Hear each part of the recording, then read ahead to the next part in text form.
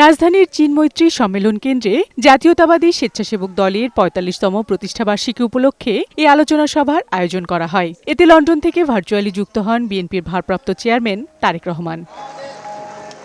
আলোচনায় অংশ নিয়ে দলের সিনিয়র নেতারা অভিযোগ করে বলেন, সংস্কারের নামে গোটা নির্বাচন প্রক্রিয়াকেই বদলে ফেলার ষড়যন্ত্র চলছে। আমরা সারা জীবন ভোট দিয়ে এসেছি একজন ব্যক্তিকে, পার্টিকে নয়, কোনো সিম্বলকে নয়।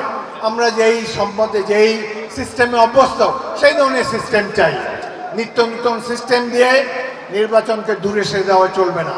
সংস্কারের নামে গোটা নির্বাচন পদ্ধতি বদলে দেওয়ার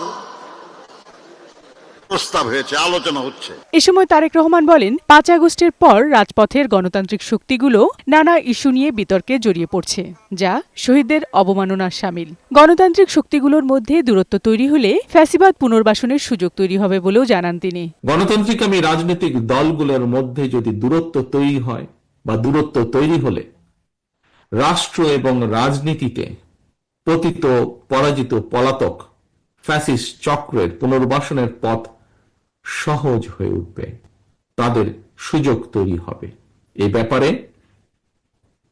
আমি গণতান্ত্রিক সারা দেশে গণতন্ত্র প্রিয় গণতান্ত্রিক আমি জনগণের প্রতি সজাগ এবং সতর্ক থাকার বিনীত আহ্বান জানাই। তারেক রহমান বলেন, নির্বাচন হচ্ছে রাজনীতিতে জনগণকে শক্তিশালী করার অন্যতম মাধ্যম। নির্বাচনকে বাধাগ্রস্ত করা হলে গণতন্ত্রে উত্তরণের পথে সংকট সৃষ্টি হবে।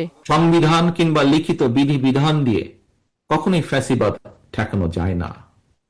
রাষ্ট্র এবং রাজনীতিতে যদি ফ্যাসিবাদ ঠেকাতে হয় তাহলে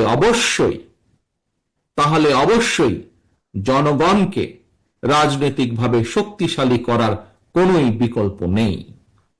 সরাসরি ভোট দিয়ে জনপ্রতিনিধি নির্বাচনের অধিকার প্রয়োগের যে চর্চা, এই চর্চার মধ্যে দিয়ে রাষ্ট্র এবং রাজনীতিতে জনগণ শক্তিশালী হয়ে উঠে।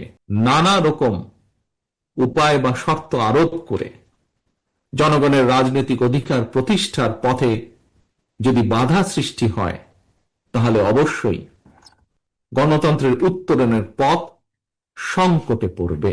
নির্বাচনকে সামনে রেখে নেতাকর্মীদের বিএনপির পরিকল্পনা নিয়ে জনগণের কাছে যাওয়ার আহ্বান জানান তারেক রহমান। বিউটি সমাদ্দার, বৈশাখী সংবাদ, ঢাকা।